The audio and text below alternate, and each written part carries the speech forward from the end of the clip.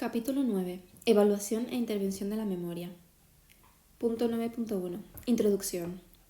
En un sentido amplio, la intervención se entiende como el conjunto de estrategias, técnicas y programas diseñados con el objetivo de mejorar y/o rehabilitar las capacidades de memoria en individuos que presentan dificultades en este proceso cognitivo o quieran fortalecer y potenciar las habilidades mnésicas. Existen múltiples aspectos que deben ser considerados en este contexto. Primero, los procesos de evaluación e intervención están intrínsecamente vinculados. Aunque es posible llevar a cabo una evaluación sin una intervención, es crucial que toda intervención esté precedida y seguida por una adecuada evaluación. Segundo, tanto la evaluación como la intervención deben especificar los objetivos que persiguen y cómo llevarlos a cabo. Tercero, la selección de pruebas para evaluar las técnicas para intervenir deben tener en cuenta la presencia o ausencia de patologías, así como la edad y otras características sociodemográficas. Las pruebas de evaluación deben estar adaptadas y estandarizadas para la población específica objeto de estudio. Las técnicas y programas deberán considerar las particularidades y el perfil cognitivo específico de la población objeto de la intervención. Cuarto, la competencia y formación del personal implicado en la evaluación y la intervención son elementos esenciales para garantizar la calidad y efectividad de todo el proceso evaluativo y de intervención. En el inicio del siglo XX, estudios pioneros de Müller y Pilzeker sobre aprendizaje y olvido de materiales verbales sugirieron que los procesos neuronales activados por la información recién aprendida perseveraban y, con el tiempo, se consolidaban de forma permanente. Propusieron que la información recién aprendida podía ser interferida por el aprendizaje de otra información o tarea, induciendo una interferencia retroactiva. Aunque su impacto se hizo esperar casi medio siglo, influyeron enormemente en los estudios neurobiológicos de la memoria. Algunos centraron sus investigaciones en los aspectos estructurales y otros fijaron su interés en el análisis de los sistemas funcionales de la memoria, considerándose el estudio de las lesiones cerebrales, las patologías neurodegenerativas, además del funcionamiento del cerebro sano, objetivos prioritarios de estudio. En los años 60, el nacimiento de la neuropsicología cognitiva y el estudio de los pacientes amnésicos HM y KF, junto con las investigaciones de Warrington y Weishans sobre amnesia, llevaron a la fusión de las dos líneas de investigación sobre la memoria que hasta esa fecha había seguido caminos paralelos, la normalidad y la patología de la memoria. De esta forma, mediante el uso de métodos experimentales más rigurosos y el estudio de pacientes con daño cerebral, se logró una comprensión más profunda de la memoria tanto a nivel cognitivo como cerebral. A partir de los años 70, los trabajos con pacientes amnésicos permitieron establecer las bases neuroanatómicas de los sistemas de memoria a corto plazo y memoria a largo plazo. Destaca la labor de Luria, uno de los fundadores de la neurociencia cognitiva y la neuropsicología, quien, en su empeño por explicar la neuropsicología en base a los estudios de pacientes con daño cerebral, propuso que la memoria constituía una actividad compleja que interactuaba con la información sensorial y los procesos cognitivos superiores. La memoria deja de ser vista como un sistema o almacén unitario. Se concibe como un sistema funcional complejo que mantiene relación con otros procesos cognitivos como la atención o las funciones ejecutivas. La neuropsicología cognitiva de la memoria concedió importancia a los modelos de almacenamiento y su relación con los diferentes tipos de memoria. Baddeley y Hitz se interesaron por el funcionamiento de la memoria durante la realización de una actividad específica, proponiendo uno de los modelos teóricos sobre la memoria de trabajo más nombrados. De esta forma, se puso de manifiesto el interés por el estudio neurocognitivo de la memoria. Actualmente, la exploración y evaluación de la memoria involucran gran variedad de enfoques metodológicos, pruebas y baterías específicas de evaluación neuropsicológica en formato de lápiz y papel, digitalizadas o computarizadas, tareas experimentales llevadas a cabo tanto en entornos de laboratorio como en situaciones de la vida real. A estas herramientas se añaden medidas de exploración psicofisiológicas y modernas y sofisticadas técnicas de neuroimagen como RM, IRMF, MEG y TEP, que complementan el estudio anatómico y funcional e informan de las áreas cerebrales que intervienen en el aprendizaje y la memoria. La intervención solo tiene sentido si entendemos los procesos cognitivos como habilidades o destrezas susceptibles de ser modificadas. En este sentido, el concepto de plasticidad adquiere gran relevancia. Es una de las cualidades más asombrosas inherentes al sistema nervioso. Describe la capacidad del sistema nervioso para ajustarse a los cambios tanto internos como externos que suceden en un entorno en constante evolución.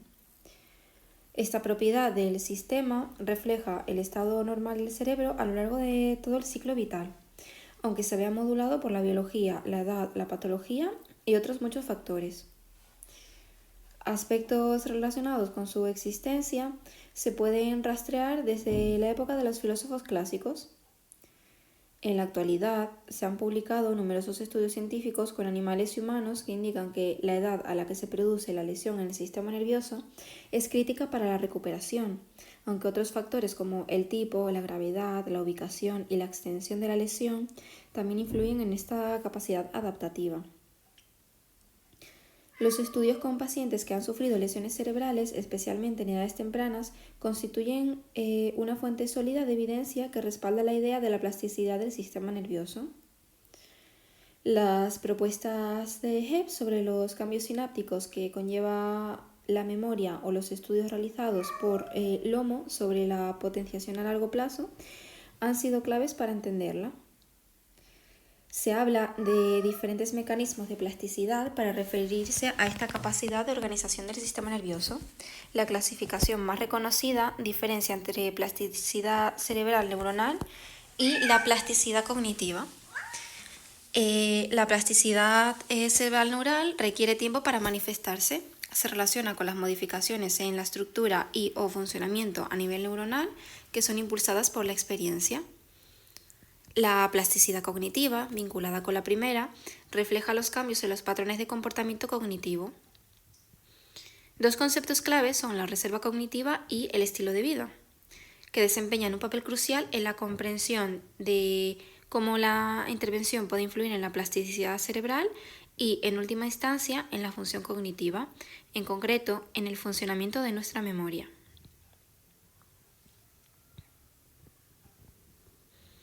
Punto 9.2. Evaluación de la memoria. Punto 9.2.1. Introducción a la evaluación de la memoria. La evaluación neuropsicológica de la memoria, como parte integrante de la evaluación neuropsicológica general, constituye un método para examinar el funcionamiento cerebral a través del estudio del comportamiento mnésico, procedimientos estandarizados, entrevistas, cuestionarios y técnicas de neuroimagen que ayudan a definir y comprender la ejecución y el rendimiento de la memoria de un individuo. Debe proporcionar una descripción adecuada de las capacidades alteradas y conservadas, con el objetivo de establecer un diagnóstico o tener una medida de esas capacidades. Los datos que aporta permiten obtener una descripción detallada del perfil mnésico, analizar el tipo y la evolución de las alteraciones mnésicas, clarificar el origen de la alteración o la severidad de las alteraciones mnésicas. Es una herramienta adecuada para predecir la capacidad de una persona en el desempeño de actividades funcionales de la vida diaria y valorar la eficacia de terapias o métodos de intervención y proporcionar recomendaciones en la atención del individuo en contextos laborales, familiares y escolares. Actualmente se utiliza también con fines médicos forenses como herramienta de apoyo en las interpretaciones de testimonios y peritajes judiciales. Se debe tener en cuenta que los objetivos clínicos y de investigación se solapan y se complementan, aunque en ocasiones pueden variar en su enfoque. Ambos ámbitos requieren y hacen uso de pruebas psicométricas válidas y fiables para las que existen datos normativos. No obstante, en algunos estudios de laboratorio los investigadores son menos dependientes de pruebas estandarizadas, por lo que, en función de los objetivos que persiguen y el paradigma teórico que avala su propuesta de investigación, diseñan sus propias tareas para evaluar y analizar el funcionamiento de la memoria.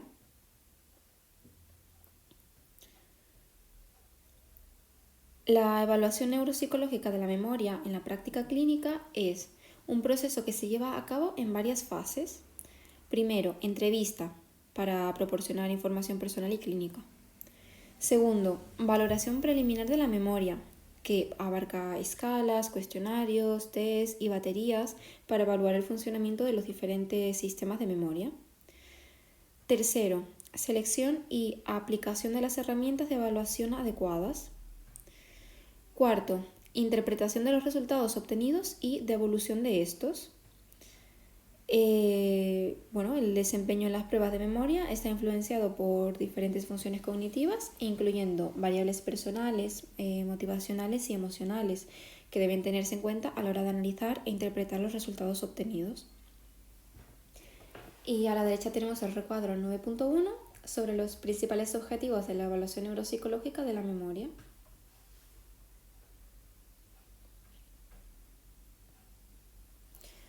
Punto 9.2.2. Evaluación de las quejas subjetivas de memoria y de la memoria cotidiana.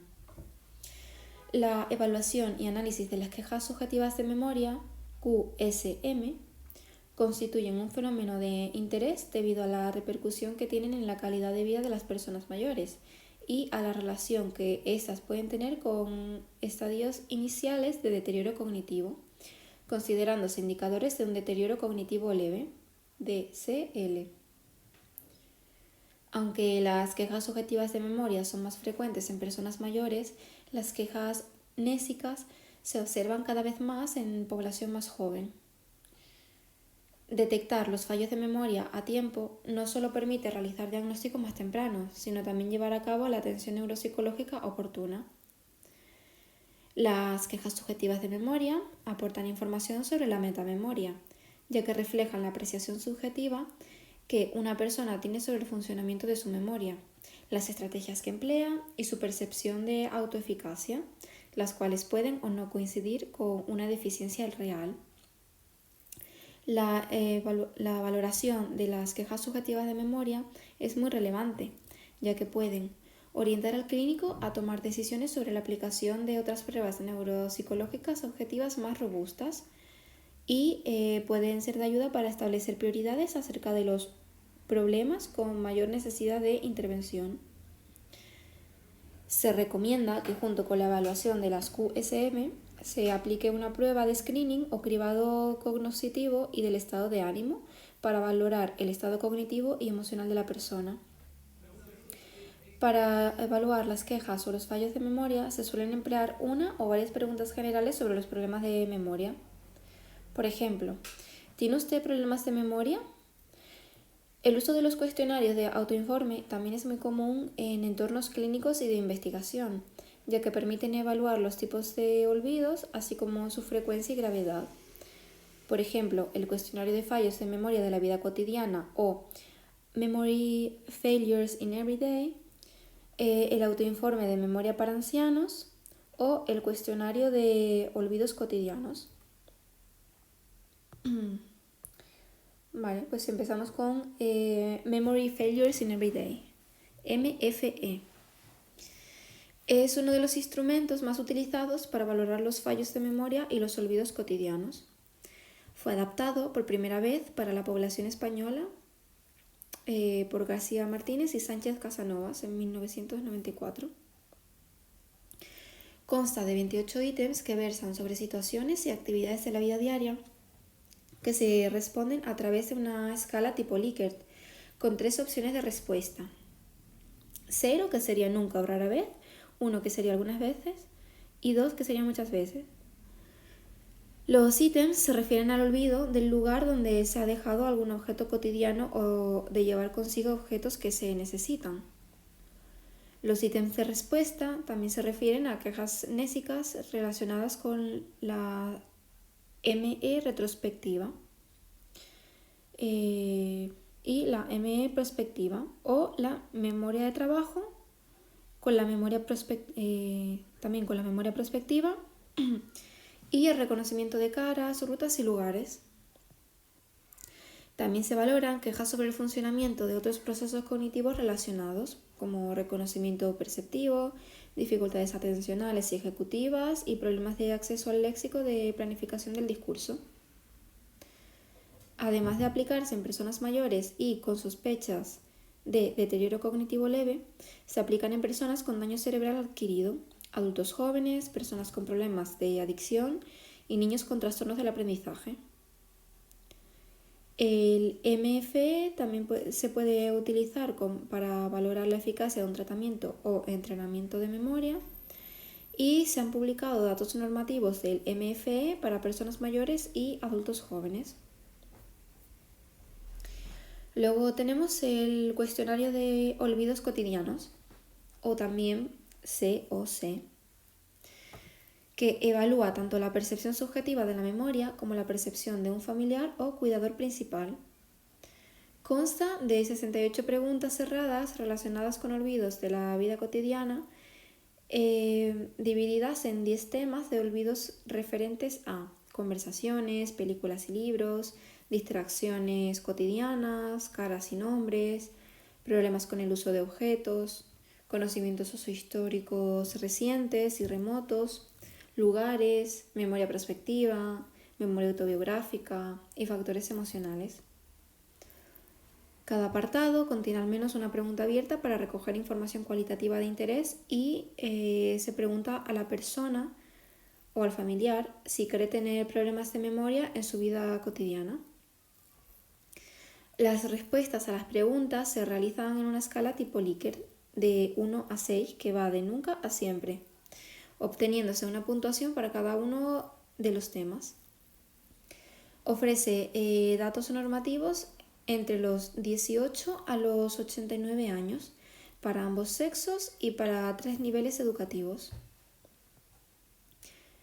Una de las baterías más utilizadas para valorar la memoria cotidiana es el test conductual de memoria Rivermead RBMT, actualmente en su tercera edición. Esta batería es una medida objetiva y normalizada del funcionamiento de la memoria cotidiana en personas de 5 a 96 años. Su mayor ventaja radica en que valora los problemas de memoria desde una perspectiva ecológica, ya que combina tareas convencionales con actividades análogas a la de la vida cotidiana. Consta de 12 subtests: recuerdo de nombres y apellidos de personas tras 20 minutos de su presentación, recuerdo de un objeto personal escondido y su localización al finalizar la sesión de evaluación, recuerdo de una cita, reconocimiento de 10 dibujos de objetos comunes, recuerdo inmediato y diferido de una historia, reconocimiento de caras presentadas previamente, recuerdo inmediato y diferido de un recorrido, recuerdo inmediato y diferido de un mensaje, preguntas de orientación temporoespacial y recuerdo de la fecha. Permite identificar aspectos susceptibles de intervención cognitiva y refleja los cambios a lo largo del tiempo, ya que cuenta con 4 versiones paralelas. También se ha empleado para evaluar la memoria cotidiana en personas con DSL y estados iniciales de EA. Y es útil para diferenciar personas mayores sanas de personas con un envejecimiento patológico, permitiendo detectar a las personas con DSL que podrían progresar a EA. Cuenta con baremos normativos para diferentes rangos de edad.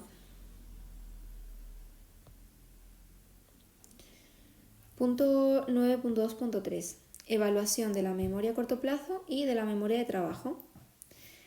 En el contexto neuropsicológico, estas dos pueden evaluarse a través de tareas catalogadas como atencionales o ejecutivas, ya que ponen en marcha aspectos relacionados con procesos como la atención sostenida, el cambio atencional, la inhibición de la interferencia, el mantenimiento y la actualización de la información, Se han propuesto diferentes pruebas y tareas de tipo verbal, visual o visoespacial, como pruebas de amplitud de dígitos, pruebas de repetición de letras, sílabas o palabras, tareas de Brown-Peterson o tareas de tipo N-BAC y bloques de Corsi.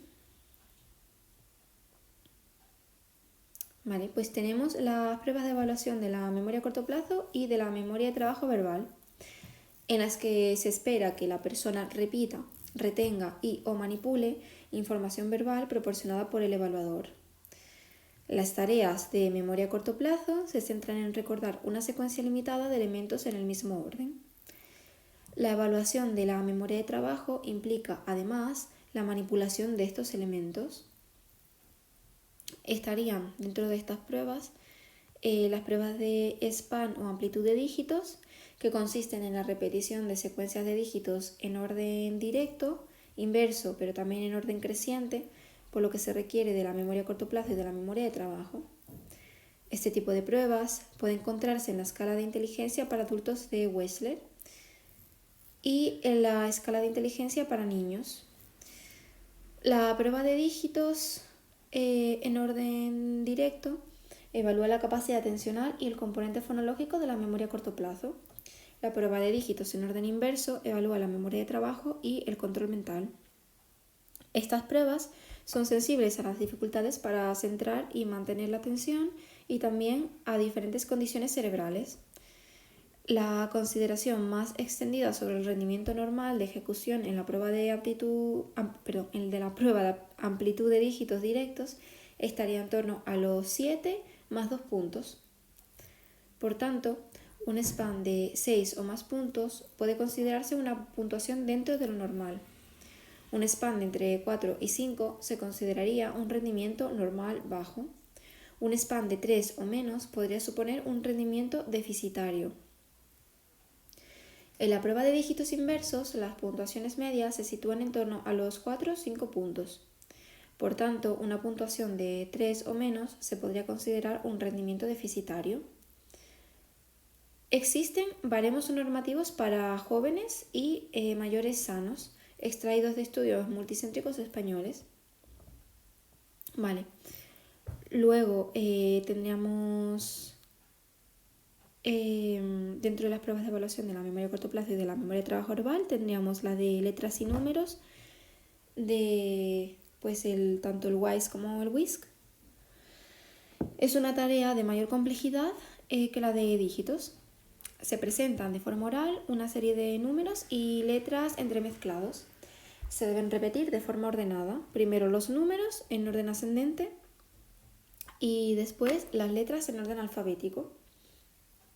Además de valorar la memoria de trabajo, evalúa la capacidad de concentración y la atención sostenida. Existen datos de corrección recogidos en el manual WISE para la población adulta y el WISC para niños. Existen baremos normativos para la población joven y personas mayores. Vale. Luego otro tipo de tareas sería el test de adición serial auditiva pautada o Pace Auditory Serial Addition Task, que también se llama PASAT, P-A-S-A-T, y aunque es una prueba utilizada generalmente para el diagnóstico de la esclerosis múltiple, es una medida válida para la evaluación de la memoria de trabajo, el procesamiento de la información, la atención y la flexibilidad cognitiva. Se utilizan series aleatorias de números del 1 al 9. Cada número de la serie se suma al inmediatamente anterior. Durante la evaluación, la persona escucha una serie de dígitos presentados uno tras otro y debe responder indicando la suma de los dos últimos dígitos escuchados hasta finalizar la secuencia. Por ejemplo, si la secuencia es 4, 5, 2, 3, empezará a responder tras escuchar el 5, respondiendo 9. Es decir, entre 4 y 5. A continuación, la respuesta sería 7, 5 más 2. Y finalmente, la respuesta será 5, 3 más 2. La tarea se completa tras la suma de 60 pares de dígitos Y la puntuación tiene en cuenta el número total de puntuaciones correctas. Se han propuesto versiones alternativas para evitar el efecto de aprendizaje en el retest. Es decir, el retest es administración de la misma prueba o instrumento de evaluación de una misma muestra de sujetos en al menos 2 ocasiones. Y versiones auditivas y visuales para la realización de estudio de neuroimagen. El rendimiento en la prueba está muy influenciado por la edad, la educación y el nivel de inteligencia, la fatiga y por las alteraciones del estado neurológico. Por ello, con el fin de poder discriminar personas con y sin compromiso de la atención selectiva auditiva en la práctica clínica, se recomienda considerar los datos normativos de la población objeto de estudio. Duque y colaboradores aportan datos normativos para las pruebas incluidas en la batería neuropsicológica breve, entre las que se encuentran el PASAT. Mostraron que la batería neuropsicológica breve es una herramienta sensible para detectar las alteraciones cognitivas en pacientes con esclerosis múltiple. En el contexto clínico y experimental se ha utilizado la tarea Brown-Peterson o trigramas consonánticos auditivos, que evalúa la capacidad de la memoria a corto plazo y la memoria de trabajo. También es utilizado para determinar el efecto de la interferencia y la demora en la memoria de trabajo cuando no es posible usar estrategias, por lo que evalúa las limitaciones temporales de la memoria de trabajo. El modo de presentación de la tarea puede ser verbal o visual. Hay diferentes versiones de la prueba, incluso versiones neuropsicológicas estandarizadas para uso clínico, como por ejemplo el 13 tigramas consonánticos auditivos, que ha mostrado utilidad para poner de manifiesto la afectación de la memoria de trabajo en pacientes con distintas patologías. Otros investigadores la han utilizado como medida de interferencia proactiva en la evaluación de pacientes con TDAH.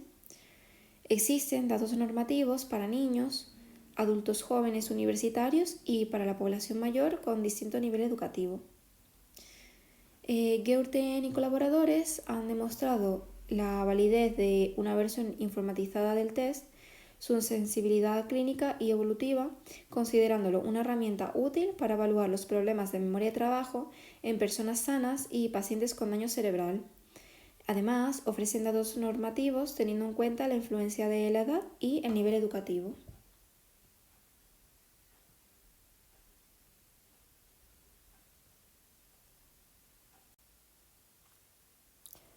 Pasamos a las pruebas de evaluación de la memoria a corto plazo y de la memoria de trabajo visoespacial.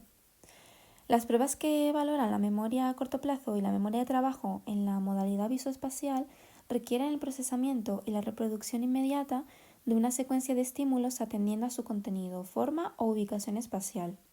La amplitud de la memoria visoespacial se suele evaluar mediante tareas de recuerdo o reconocimiento inmediato de estímulos visuales familiares y no familiares, siendo una de las más utilizadas la prueba de los cubos o bloques de Corsi. El rendimiento normal en esta tarea está en torno a los 5 cubos, 2 ítems por debajo de la amplitud de dígitos. Existen datos normativos en población española entre 18 a 90 años. Mediante estímulos visuales con otras pruebas como la suma espacial y diseños 1 y diseños 2 insertadas en la escala de memoria de Wechsler.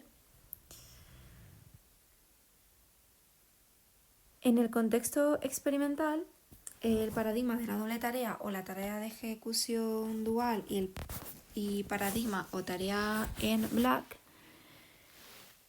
las tareas de ejecución dual requieren analizar 2 tareas de forma concurrente, normalmente una verbal y otra visoespacial, por lo que se ponen en marcha de forma simultánea el bucle fonológico y la agenda visoespacial.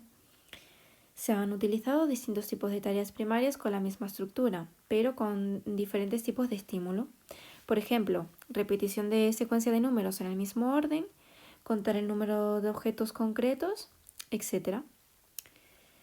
Y el tipo de tarea secundaria utilizada para comprometer la atención e interrumpir el mantenimiento de la información relevante en la memoria Va desde realizar cruces en una cuadrícula, tachar letras, hasta realizar sencillas operaciones aritméticas o leer frases en voz alta.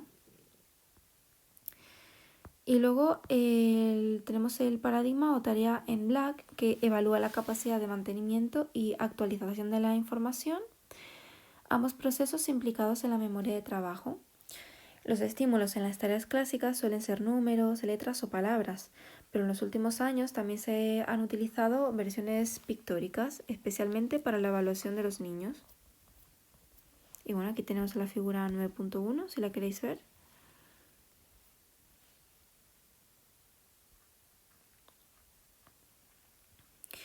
Punto 9.2.4. Evaluación de la memoria episódica. Se utilizan pruebas de memoria directas o explícitas que varían en la cantidad de información a recuperar, el número y tipo de claves proporcionada y la implicación de estrategias y procesos de recuperación. Este tipo de tareas contempla la manipulación de diferentes variables en las dos fases principales, la codificación y la recuperación.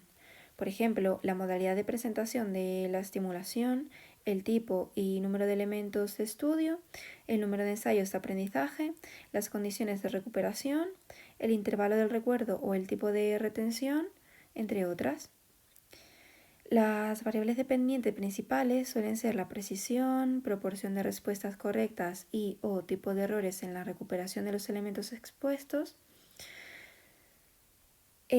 Las alternativas metodológicas que se utilizan emulan el fenómeno de estudio de la forma más parecida a su ocurrencia bajo condiciones o contextos naturales.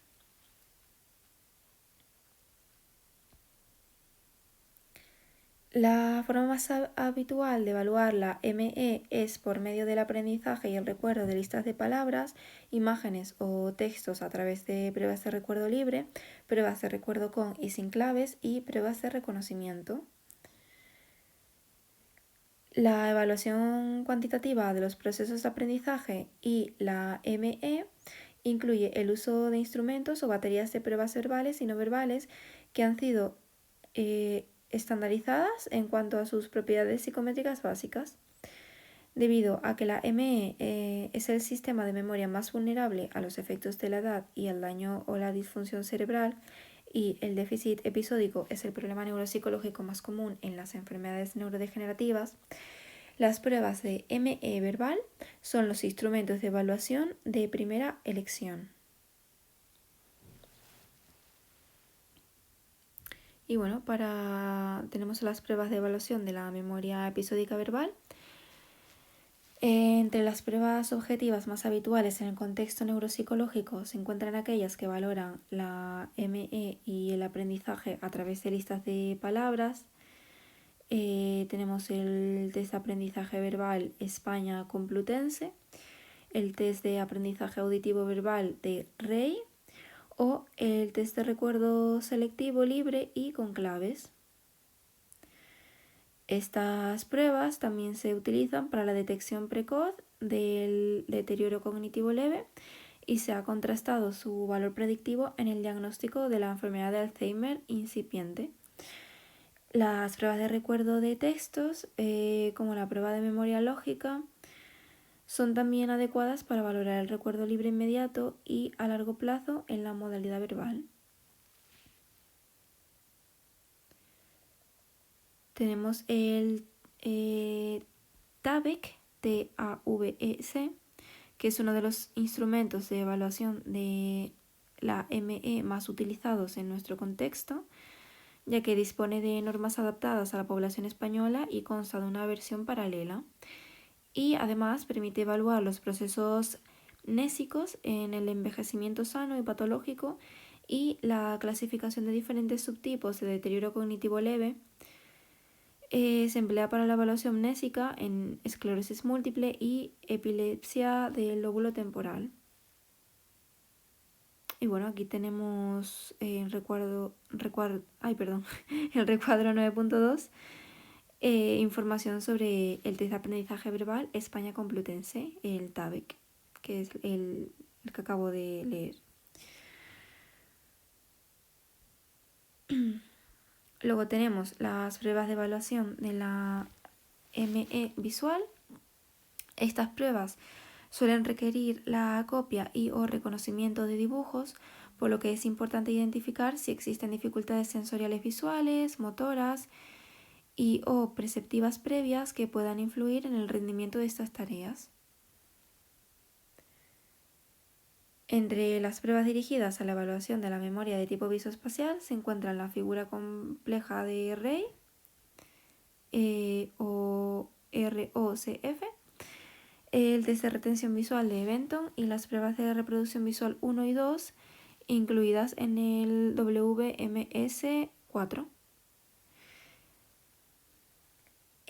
La figura compleja de Rey, el ROCF, es una prueba muy útil para la exploración de la percepción visual, las praxias visoconstructivas y la memoria visoespacial. También evalúa algunos componentes de las funciones ejecutivas, como la organización, la planificación, la capacidad de atención y las estrategias de reproducción de problemas. El participante debe copiar y después reproducir de memoria una figura sin significado evidente compuesta por diferentes elementos gráficos que se muestra en una hoja, con la mayor precisión posible, sin omitir ningún detalle y teniendo en cuenta las proporciones. Una vez se finaliza la copia, se retira el modelo y tras 3 minutos se puede solicitar el recuerdo inmediato de la figura o tras 15 o 30 minutos el recuerdo diferido. Para la interpretación de la prueba se tiene en cuenta tanto el tiempo de ejecución como la precisión de la copia, así como la edad y el nivel educativo. Hay datos normativos para diferentes edades en la población española. Respecto a la evidencia clínica, el ROCF es uno de los test de referencia para la valoración de la memoria no verbal. Es muy utilizado para valorar déficits nésicos visoespaciales en deterioro cognitivo, demencias neurodegenerativas, epilepsia o daño cerebral.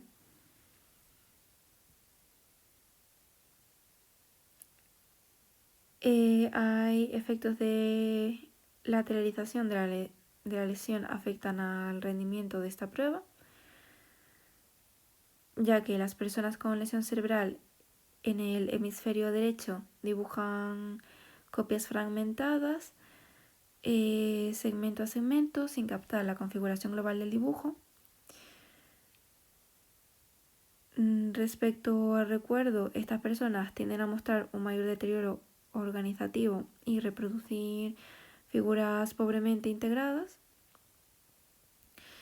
Y luego las personas con lesión cerebral en el hemisferio izquierdo pueden reproducir de forma correcta la configuración global y respetar las proporciones del modelo, pero tienden a omitir los detalles de la figura, principalmente los detalles internos más pequeños. Respecto al recuerdo, estas personas tienden a mantener la configuración y los elementos estructurales de la ROCF.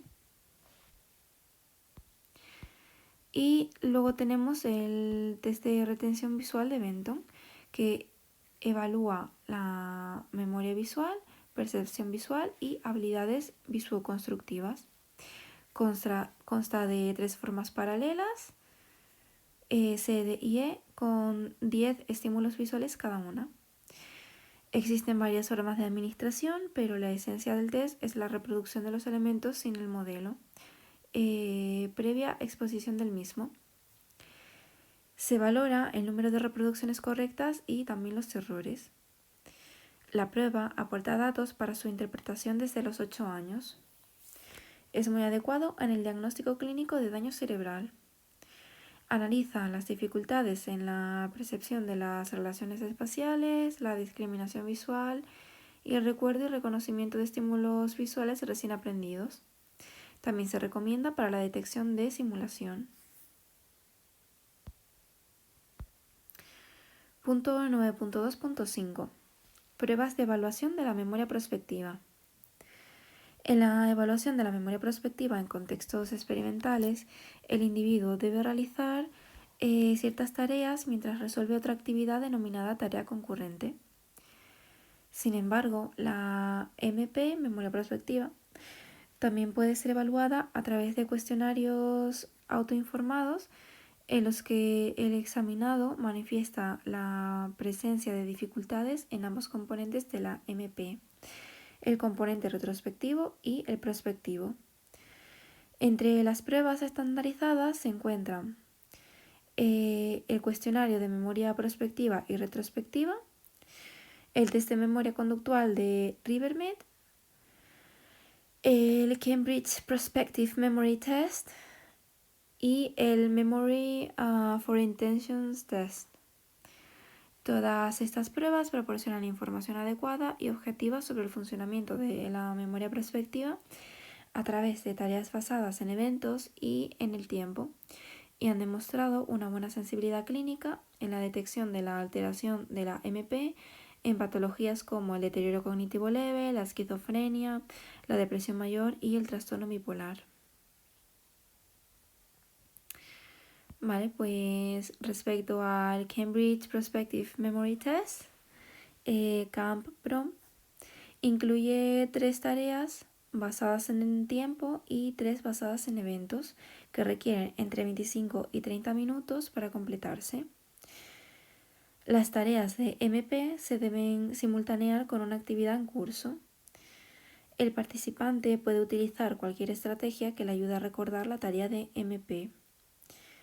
La prueba proporciona 4 tipos de puntuaciones: MP total, basado en el tiempo, basado en eventos y una puntuación de memoria retrospectiva. Las puntuaciones más altas indican un mejor rendimiento. Luego tenemos el Cambridge Prospective Memory Test, o MIST, que es muy sensible al deterioro clínico. Tiene una excelente validez ecológica, considerándose una de las pruebas más adecuadas para la evaluación objetiva de la memoria prospectiva. Incluye un total de 8 tareas de memoria prospectiva que difieren en cuanto al tipo de clave, la demora temporal y el tipo de respuesta. Como tarea concurrente se utiliza una sopa de letras. El tipo de administración del MIST es de unos 30 minutos. Consta de 2 versiones paralelas, datos normativos de 18 a 94 años y percentiles de educación. Además, incluye una tarea ecológica, en la que el evaluado tiene que llamar telefónicamente al clínico 24 horas después de la prueba para darle un mensaje. La puntuación se determina en función del tipo de omisiones y errores por omisión. Este test proporciona resultados muy interesantes relacionados con la adherencia a la medicación, la capacidad funcional y la calidad de la vida de las personas.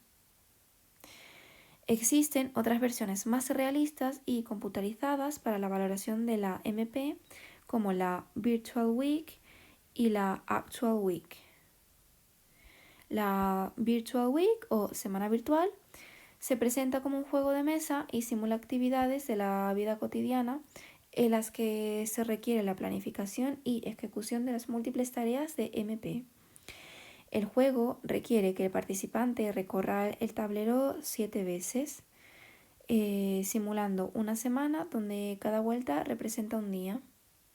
Bueno, tenemos el tablero representado en la figura punto 9, ¿no? A la derecha. Debe tomar decisiones sobre diferentes actividades cotidianas, recordarlas y llevarlas a cabo en momentos apropiados. Cada día o partida virtual está formado por 10 tareas de MP, 4 regulares y 2 de control de tiempo. Las tareas regulares son repetitivas y las mismas en cada partida, y el participante es informado de ellas al principio del juego. Comprenden 2 tareas basadas en eventos y 2 tareas basadas en el tiempo. Las tareas irregulares basadas en eventos y en tiempo deben realizarse en momentos puntuales. Se tienen en cuenta los errores de omisión, respuesta fuera de tiempo y respuestas incorrectas. La prueba tiene propiedades psicométricas adecuadas para la evaluación de la memoria prospectiva en población sana y con distintas patologías. Y luego tenemos la Actual Week, que sería semana real, que es una adaptación de la Virtual Week, formato lápiz y papel, a un contexto natural. Consta de 8 actividades relacionadas con la vida cotidiana que la persona debe recordar, llevar a cabo durante 5 días. Se solicita al participante que grabe y envíe el cumplimiento total o parcial de cada una de las tareas asignadas.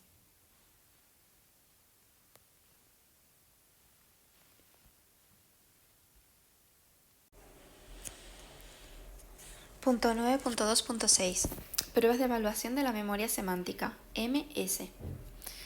Explorar la información y el conocimiento semántico es una tarea compleja, dado que no es factible evaluar ni de forma directa ni exclusiva la información albergada en la memoria semántica.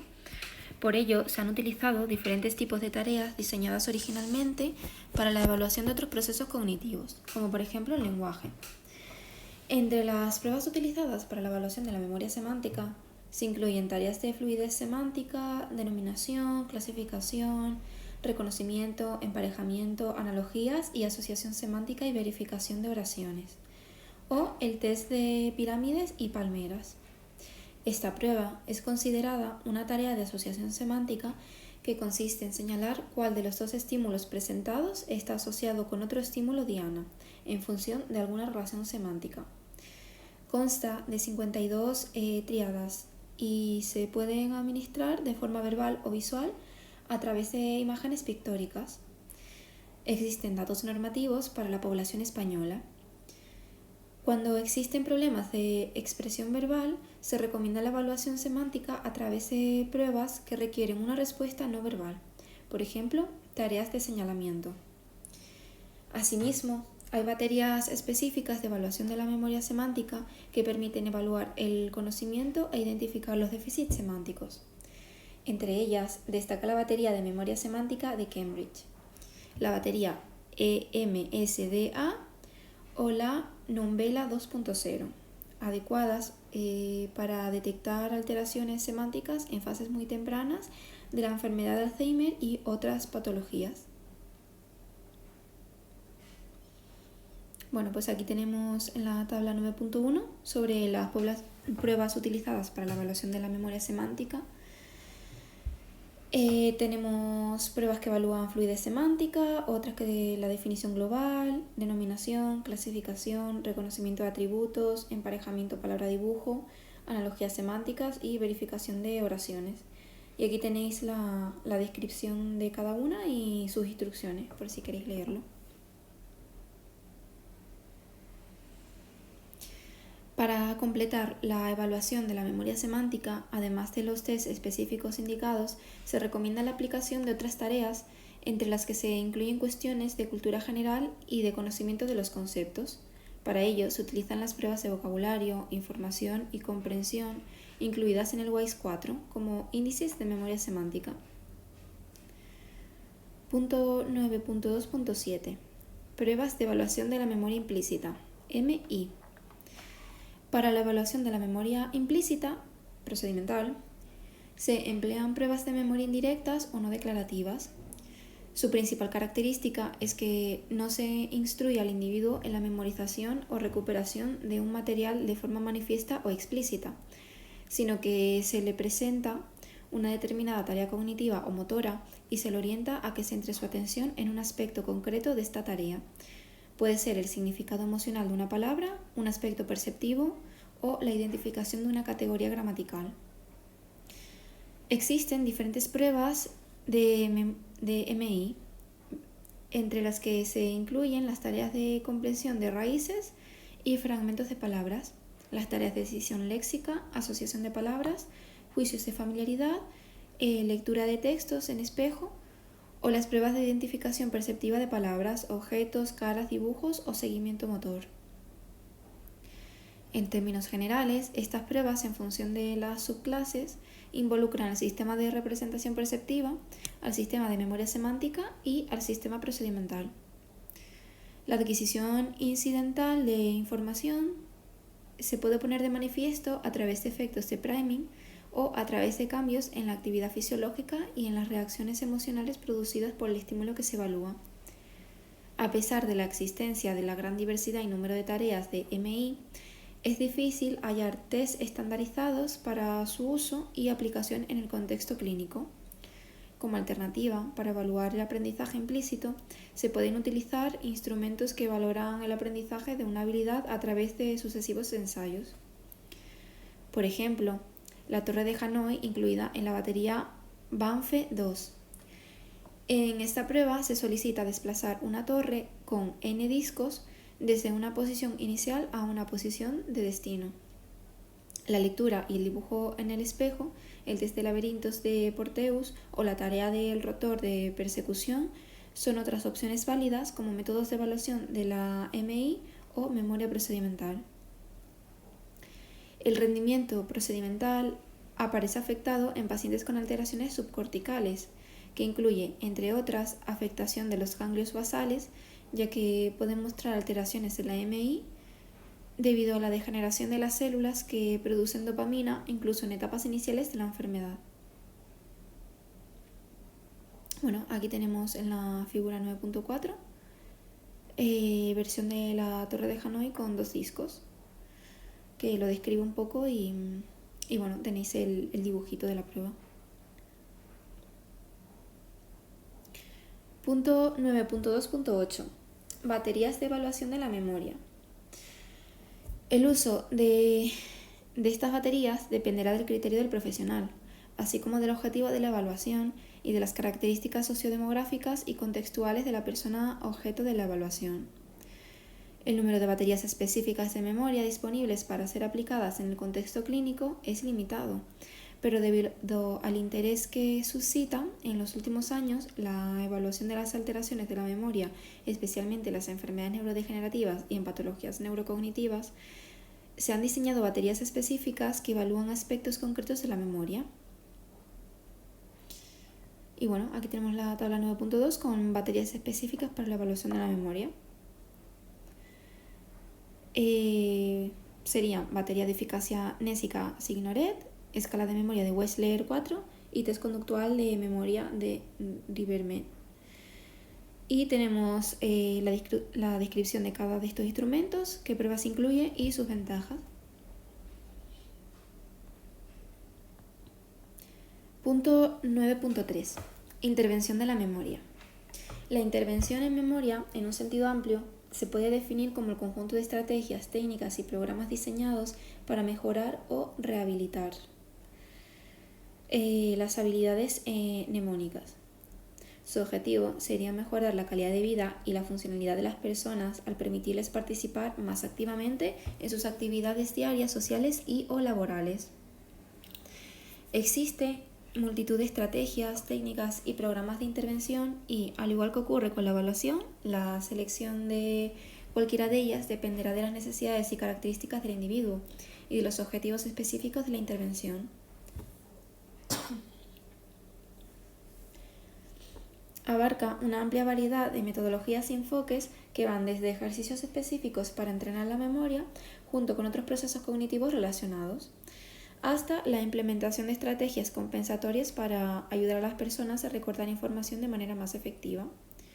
Por ejemplo, actividades y ejercicios diseñados para mejorar la codificación, retención y recuerdo de la información, mnemotécnicas, programas estructurados para abordar déficits específicos de memoria, ayudas externas, la modificación del entorno y la rehabilitación.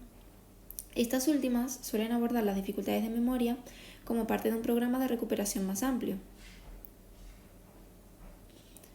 Las mnemotécnicas aluden a las estrategias empleadas por las personas con el propósito de alcanzar una mayor capacidad y durabilidad del aprendizaje. Son técnicas que permiten que nuestro aprendizaje sea más eficaz. Su función principal es dar sentido y conferir una organización a la información que se desea adquirir a través de la conexión entre otros elementos nuevos y los ya almacenados, prestar atención a las características más relevantes o sobresalientes de esos elementos y procesarlos en profundidad. Su efectividad varía en función de la técnica y de las características y peculiaridades de la persona que la emplea, en especial de su familiaridad con la misma. Algunas de ellas no son de fácil asimilación, requiriendo un periodo de aprendizaje. Ya sea en entorno de laboratorio, en un contexto clínico o educativo, es importante evaluar la efectividad de cualquier tipo de intervención. Los aspectos relacionados con la transferencia del aprendizaje también tienen una gran relevancia en este contexto.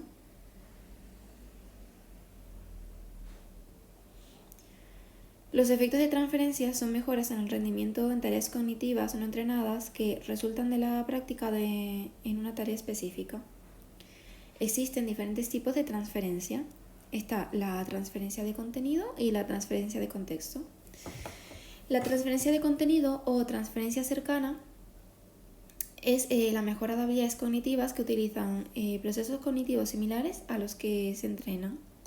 Por ejemplo, aprender a memorizar palabras presentadas visualmente produce también un mejor aprendizaje de palabras presentadas auditivamente. Y segundo, la transferencia de contexto o transferencia lejana, que se produce cuando un comportamiento o estrategia aprendida en un contexto se aplica con éxito o conduce a una mejora en un contexto o situación diferente. Por ejemplo, cuando se transfieren los efectos del entrenamiento de la clínica o el laboratorio a actividades de la vida real. Ese tipo de transferencia es uno de los desafíos más importantes del entrenamiento o intervención cognitivas. La falta de evidencia clara de transferencia a actividades de la vida cotidiana es una de las principales limitaciones a la hora de recomendar el entrenamiento cognitivo como intervención válida en determinados contextos.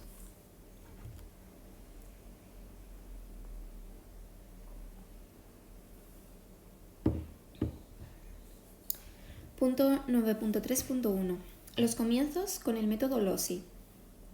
El método LOSI,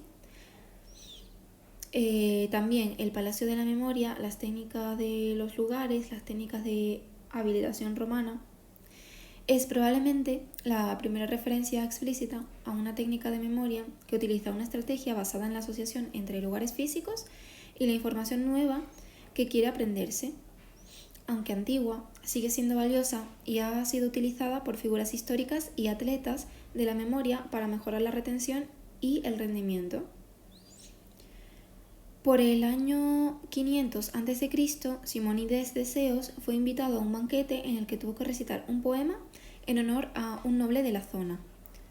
Después de su actuación, una vez abandonado el palacio, el suelo se desplomó.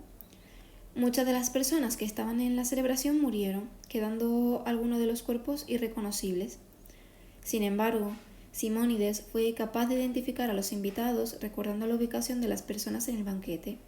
Esto condujo a la creación de la técnica LOSI, que consiste en asociar la información que se requiere recordar con ubicaciones físicas que se conozcan. Muchos memoristas superiores utilizan el método LOSI en combinación con otras estrategias de memoria. En el contexto educativo también ha demostrado ser una mnemotécnica efectiva. De Womey y Kronoisen realizaron un metaanálisis para evaluar la efectividad del método LOSI con 3 ensayos controlados aleatorios, ECA, en su mayoría realizados en contextos universitarios, encontrando un tamaño del efecto medio de G igual a 0,65. O sea, cuando... A ver...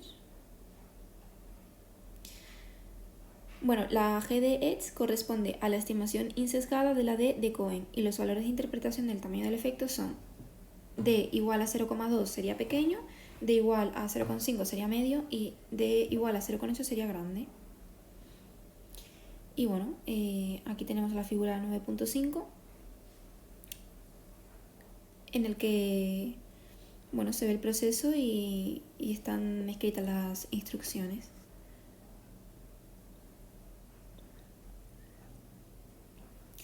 Punto 9.3.2. Mejora de la memoria a través de las mnemotécnicas.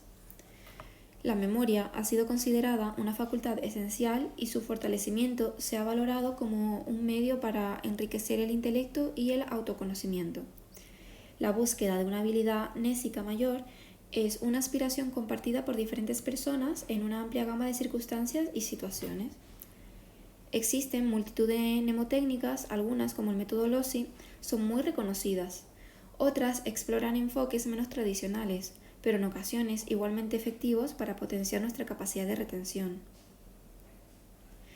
El método de la historieta es una mnemotécnica similar al método Lossy.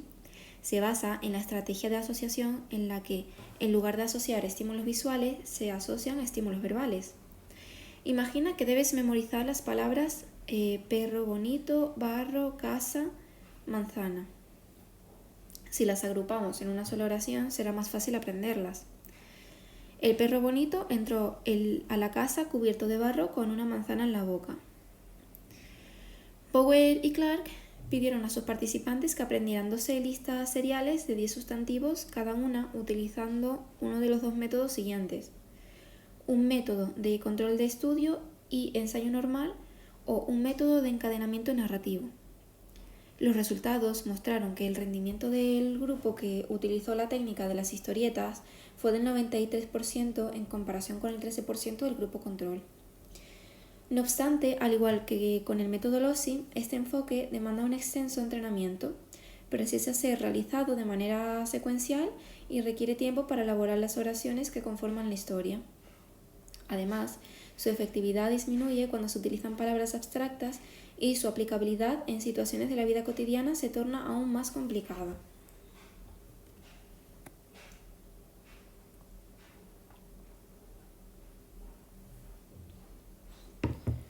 Muchas otras estrategias que podemos usar para entrenar la memoria podrían ser no tan intensas en términos de entrenamiento. No obstante, en su mayoría, requieren práctica para obtener unos resultados efectivos. Primero, procesamiento distintivo. Una característica de la memoria y de la atención es lo que prefiere lo diferente. El hecho de que algo sea distinto hace que lo recordemos mejor. Esto es lo que señala el efecto de von Restorff, descubierto por Hedwig von Restorff en los años 30. Resalta la habilidad de nuestra memoria para recordar la información que sobresale en su entorno. Si en un conjunto de elementos similares tenemos un estímulo atípico, este se recordará con mayor facilidad que los demás. Por ejemplo, imaginemos que en la pantalla de un ordenador aparecen 50 objetos que debemos recordar. Todos los objetos aparecen en negro, excepto uno, que aparece en color azul. No sabemos cuántos estímulos en la pantalla conseguiremos recordar, pero la probabilidad de que recordemos el objeto de color azul es mayor. Este fenómeno enfatiza la importancia de un procesamiento distintivo de los estímulos. El principio de especificidad de la codificación, así como la discriminación, han sido algunos de los mecanismos propuestos para explicar su efectividad. Un estímulo distintivo en el medio capta exógenamente nuestra atención, facilitando el procesamiento de la misma. Segundo, asociación. Es una estrategia muy simple en la que se basan muchas de las mnemotécnicas vistas. Consiste en asociar o relacionar una información nueva que queremos aprender con otra que ya conocemos. Por ejemplo, en el método Lossy se relacionan las imágenes visuales, en el método de las historietas utiliza estímulos verbales. Tercero, efecto de la prueba o práctica de recuperación. Realizar pruebas de memoria intercaladas con distintos episodios de estudio es una manera muy eficiente de mejorar el aprendizaje, incluso más que reestudiar una y otra vez la misma información. Adesope y colaboradores en un metaanálisis exploraron las condiciones en las que la práctica de recuperación mejoraba o inhibía el aprendizaje. Los resultados mostraron que en todas las condiciones de comparación, la práctica de recuperación fue la más beneficiosa para el aprendizaje. Cuarto, práctica espaciada. El espaciado de las sesiones de estudio es una técnica de aprendizaje que se basa en la distribución de los periodos de estudio de un tema específico a lo largo del tiempo en lugar de concentrarlos en una sola sesión. Sin embargo, se ha observado que cuando la información a estudiar se presenta durante un tiempo breve y el material es difícil, los estudiantes no se benefician de esta estrategia. Quinto, repetición. Ebbinghaus observó, utilizando trigramas de sílabas sin sentidos, que la repetición en el aprendizaje mejoraba el rendimiento de la memoria, así como su durabilidad. Pero no todas las formas de repetición son igual de efectivas. Es la repetición elaborativa la que deja una huella importante en nuestra memoria. Sexto, organización. Establecer un orden entre los elementos facilita la recuperación de los mismos. Las estrategias más comunes, junto con la asociación, son la categorización y la seriación. La categorización consistiría en agrupar información similar en categorías o conjuntos para facilitar su organización y recuerdo posterior. Y la seriación sería disponer de la información en una secuencia lógica y estructurada y se aplica en el aprendizaje de listas en orden alfabético, en preposiciones o para entender mejor información compleja, que implica llevar a cabo varios pasos de manera secuencial. Además, la narración de historias puede organizarse en función del orden de los eventos. Las personas, a lo largo de todo el ciclo vital, tenemos la capacidad de emplear diferentes estrategias mnemotécnicas durante el proceso de aprendizaje, principalmente influenciadas por nuestras experiencias previas, aunque no siempre lo hagamos. Está demostrado que enseñar diferentes estrategias y fomentar su uso conlleva beneficios tangibles para el proceso de aprendizaje. En este contexto, la efectividad de manejar y distribuir de manera efectiva el tiempo de estudio no solo depende de la cantidad de tiempo invertido, sino también de cómo se distribuye ese tiempo en función de la naturaleza de la tarea y de los materiales. Algunas tareas pueden requerir un estudio intensivo y concentrado durante un periodo corto, mientras que otras podrían beneficiarse de un enfoque más espaciado y distribuido en el tiempo. Un aspecto interesante de estas estrategias es que los individuos tendemos a utilizarlas de manera más efectiva a medida que acumulamos experiencias en diferentes contextos de aprendizaje.